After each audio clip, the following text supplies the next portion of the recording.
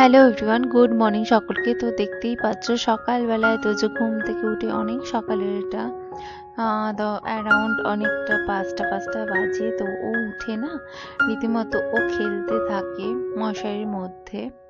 তো দেখতেই পাচ্ছ। তো তারপর আমি সব বিছানাবাটি গুছিয়ে নিয়েছিলাম। তারপর দিদির মেয়ে আমি ওকে প্যাম্পারিং করছিলাম, যেহেতু ছোট মানুষ খাওয়াতে হবে। তারপর ডাইপার চেঞ্জ করে জামা কাপড়টাও একটু চেঞ্জ করে দেবো। দেখো খেলছে, কিন্তু অনবরত খেলার মুডে রয়েছে, ঘুমটা ভালো হয়েছে তো সেই জন্য। বাট এটা ওর জাস্ট একটুখানি ওঠে এই সময়টায়, ও ফিডিং করে, তারপর একটু খেলাধুলা করে ও আবার ঘুমিয়ে যায়। তো দেখো সবার কথা কিন্তু শুনছে। তো দেখো খাওয়ানো দাওয়ানো হয়ে যাওয়ার পর আমি আবার শুয়ে দিয়েছি, যে ও আবার ঘুমিয়ে যাবে এখন। তো একটা পাওয়ার অনেক বড় একটা ন্যাপ নিয়ে নেয়। তারপর ও ঠিক ওঠে 10:30টার দিক। তো দেখো 10:30টার দিক হয় ওর মেন গুড মর্নিং। তো দেখো গুড মর্নিং করতে চলেছি আমি আর আমার ছেলে। তো দেখো কিভাবে এদিক ওদিক দেখছে।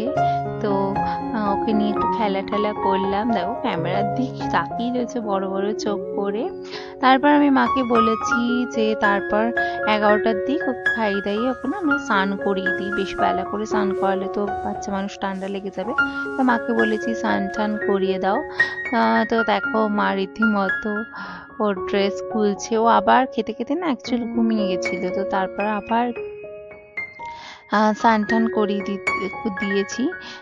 মা তেল টেল মাখিয়ে দিয়ে স্নান টান ওকে করিয়ে দিয়েছে, ওটা শ্যুট করা হয়নি।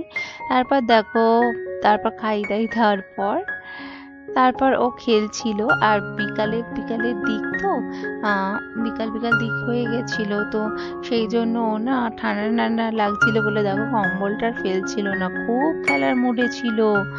মানে কি বলবো, অসম্ভব খেলার মুডেও তখন ছিল, মনটাও ভালো লাগছিল, ঘুম হয়ে গেছিল। আর দেখো ছেলেটা কি সুন্দরভাবে খেলছে, আর শীত লাগে বলে কম্বলটাও সরায় না। আর তার মধ্যে না ও মুখটাও কেটে দিয়েছে। তোমরা একটু ওকে বকে দিও তো, যাতে না ও মুখ কাটে। ওর এত নখ ধার হয়েছে দেখো তোমরা সবাই,